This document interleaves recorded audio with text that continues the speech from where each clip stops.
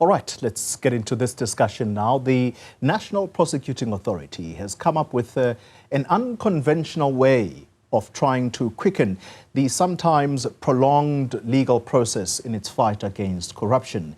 It's termed Corporate Alternative Dispute Resolution. This mechanism, it aims to offer implicated individuals, including companies, an opportunity to avoid prosecution by coming clean on their wrongdoings.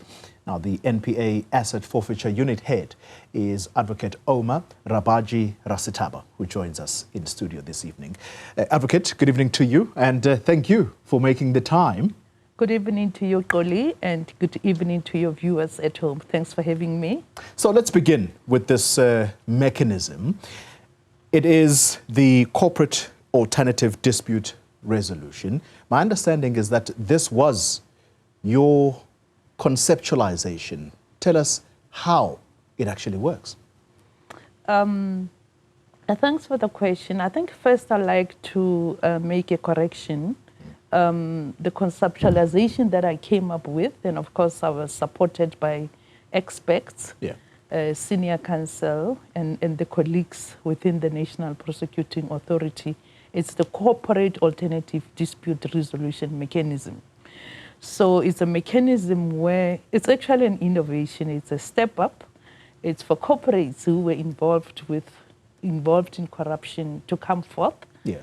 It's an incentive to self-report and disgorge the benefit that you gained through corruption or bribery. Yeah. So it's for corporate. It's CDRM.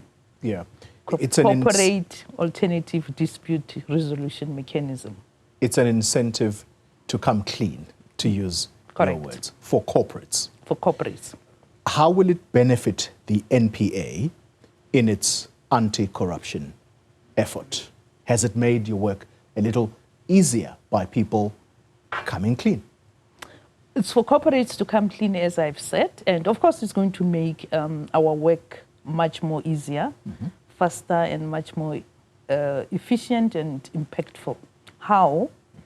The corporate has to self-report, come out clean, tell us in NPA how they've benefited from corruption, and then disgorge the tainted amount and also make reparation. So it's two payments. It's a disgorgement, which is an actual amount of the tainted contract, and almost, let me use the word penalty, pay a penalty into the criminal asset recovery account. Right. What about self-incrimination? Does a person do that as part of the process of coming clean? So they have to obviously give us in NPA all the evidence that points to wrongdoing. The company has to say who are the individuals within the company that have committed wrong, and they have to cooperate with NPA and submit all the information for investigation and help to submit further information for prosecution. Yeah. I'm going to try and rush us a little bit because I'm aware that the president is about to speak somewhere tonight, so I don't want us to cut this conversation short, interrupted by that. How frequently has the NPA used this mechanism in the recent past, and perhaps included in that question, the cases that get resolved in this manner? How does the NPA decide upon, okay, this particular case, we are going to use the Corporate Alternative Dispute Resolution Mechanism? So we have issued directives to prosecutors and almost giving them a 10-point criteria, right, in terms of whether you can enter into this, let's call it a negotiated settlement with the corporate.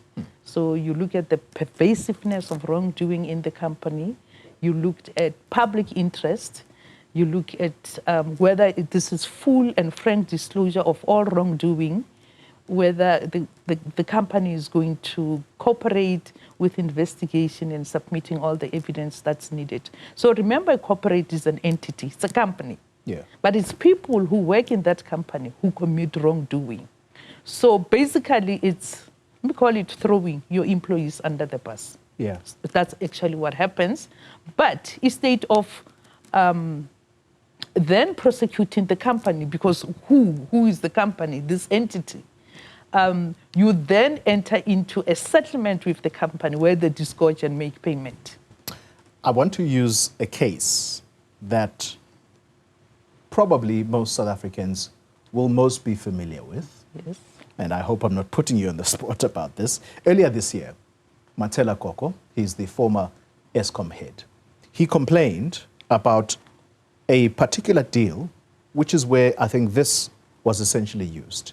He says this deal, which was reached with a company called ABB, and he says he essentially became the fall guy, and his main complaint is that actually the person who gave insider information is the current Eskom CEO. And so why is he, the person who, according to Koko, is guilty of this particular crime, why is he being let off scot-free? So let's take one step back. And as I've said, this is entering into a negotiated settlement with the corporate. So the corporate, it's ABB, it's a foreign company. They come to NPA, they self-disclose, they say this is the wrongdoing that has been committed by our employees, right? As well as some South African employees from Eskom.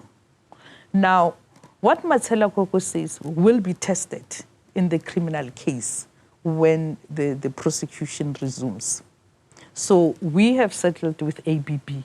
Of course, he's saying a lot of things. The matter is sub judice in the sense that he's brought a review application against NPA. He's saying this is all unlawful, and he's quoting the Nkadimane case versus NDPP.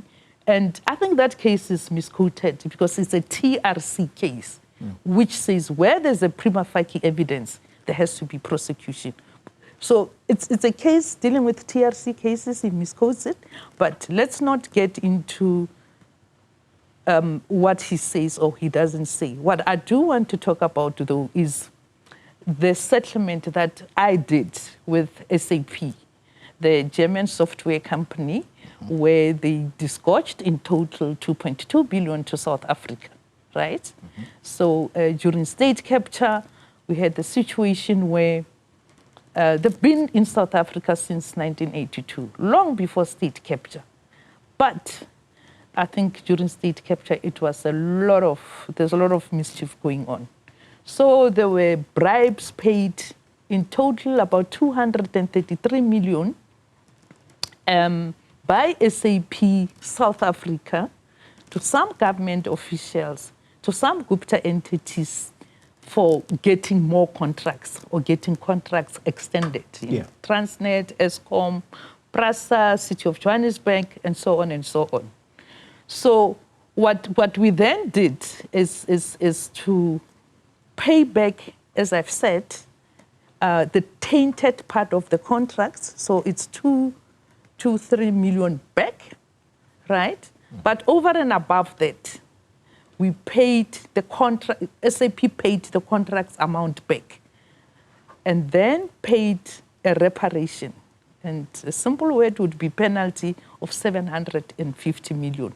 Now, would we have been successful in prosecuting a software company based in Germany? Of course not. We'll be successful in prosecuting, with the help of SAP, the individuals who've committed wrong. And as I've said, it's the people in the company who get involved in wrongdoing. You've explained this very well, and I like this case study of SAP because it helps me, in a way, to go back to the ABB story, because ABB has come, made a full disclosure, and in so doing, implicating certain parties here in South Africa. But there's one party which says, I'm the only one who's being implicated here, and my name is Matela Koko. I know of the actual individual who made or who let out company secrets, let's put it that way, and that person is currently at the helm of Eskom. Could that person be in trouble as this matter gets reviewed in court? Because that's what Matela Koko has applied for. So the review application is against NPA for us having entered into this settlement with ABB as well as SIU also did part of the settlement. So when the matter gets ventilated in court, and it's not the only one who was before court before the matter got thrown out of the roll, there are almost more than 10 accused persons in court. So let us wait when the matter gets re-enrolled and the evidence gets ventilated there. And so, I know you're probably thinking he's being a journalist right now, he's looking for his out, but I'm not.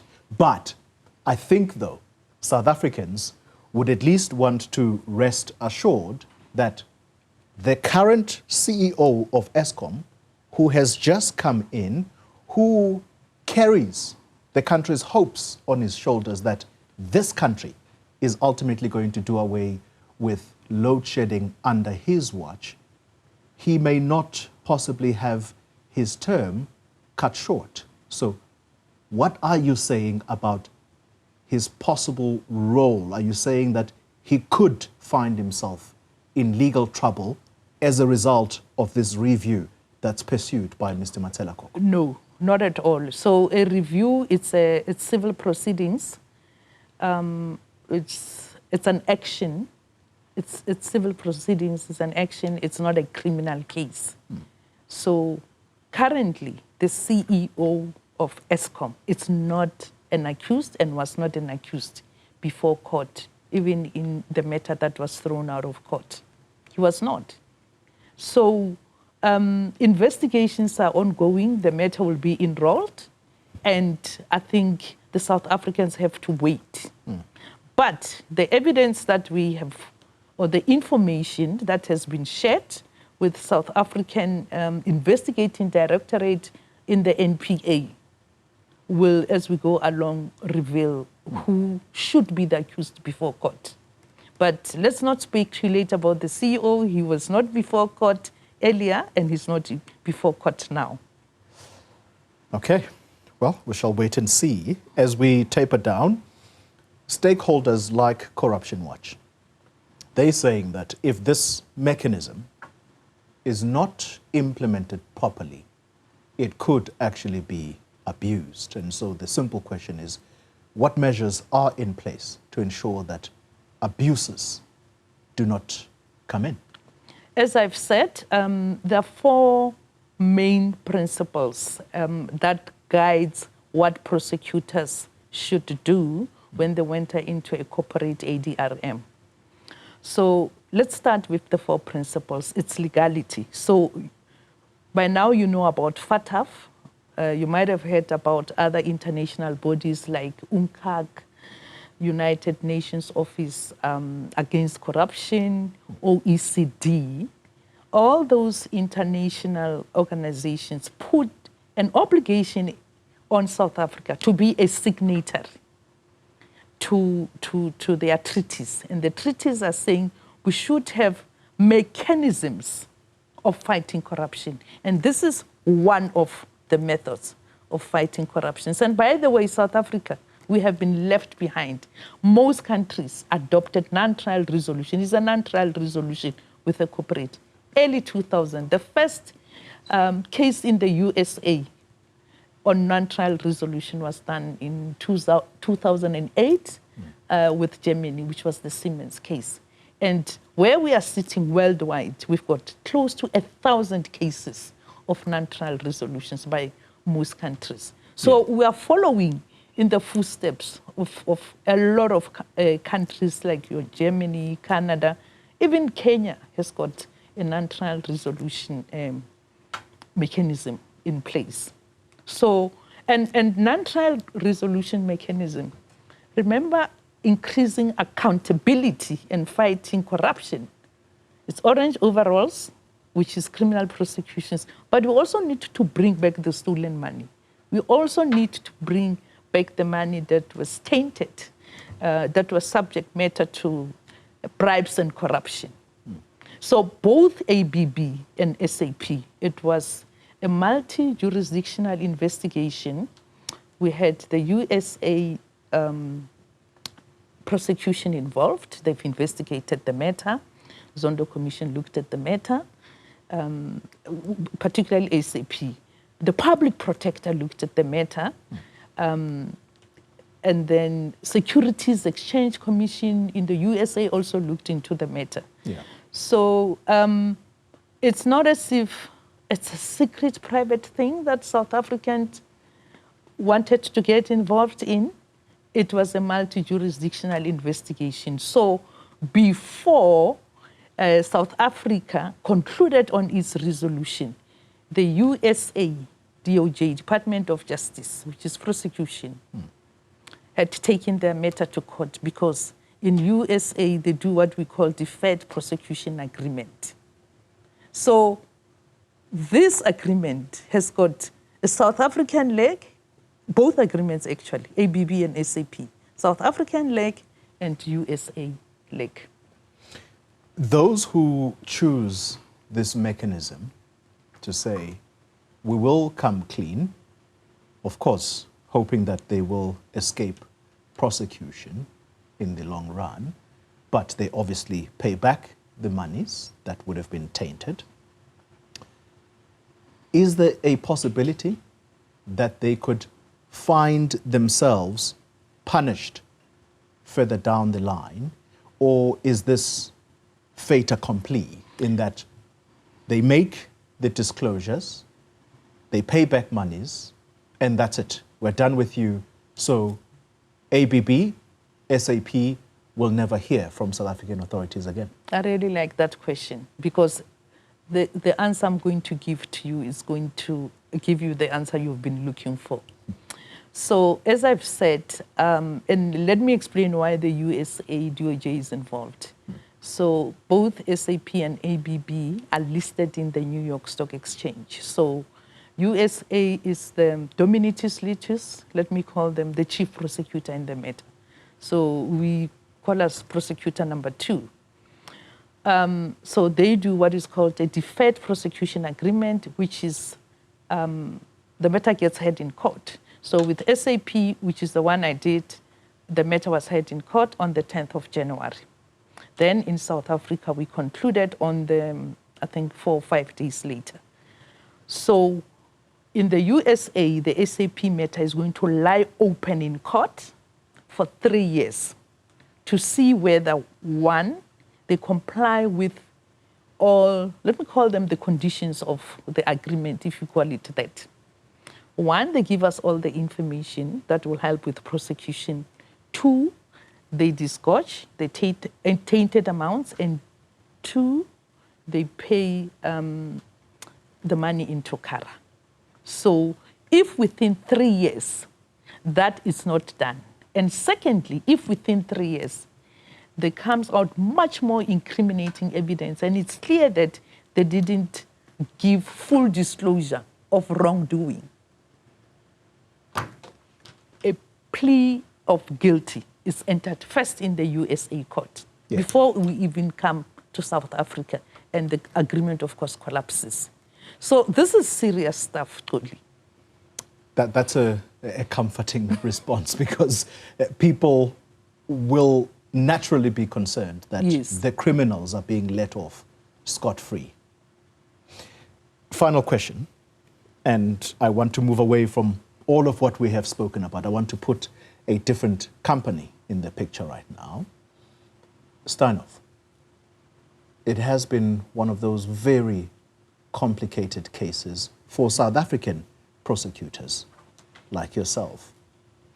What is so complicated about this Steinhoff case? I know that at some point we used in the media And I think this was actually the description of the company itself, that this was an accounting irregularity. Right now, as we sit here today, how confident are you that those, at least who remain, are going to be prosecuted for the crimes that were committed there? And can you, for the record, just spell out whether these were accounting irregularities or this was pure fraud and corruption? Well, I think the matter was enrolled, and I think it was in court 2-3 days before the CEO, Marcus Jooste, the late Marcus Jooste, took his life. So the matter is proceeding in court. I think let us wait and see how the proceedings unfold. And I'm doing civil proceedings, so I haven't seen the charge sheet as yet. Remember, I do recovery of assets. So the corruption matters, by their nature, are extremely complex and sophisticated because it's layers and layers of concealment. It's fraud, it's corruption, it's money laundering, and money being dispersed all over the country. So yes, there's an element of fraud, there's an element of accounting irregularities. So those matters are very complex and they take forever to investigate and prosecute. Advocate, I want to thank you very much for your time and taking us through step by step, at least in layman's terms, what this corporate alternative dispute resolution mechanism is all about. And we wish you all the luck in recovering the monies that have been stolen from this country. Advocate Ouma Rabaji-Rasethaba is the NPA's head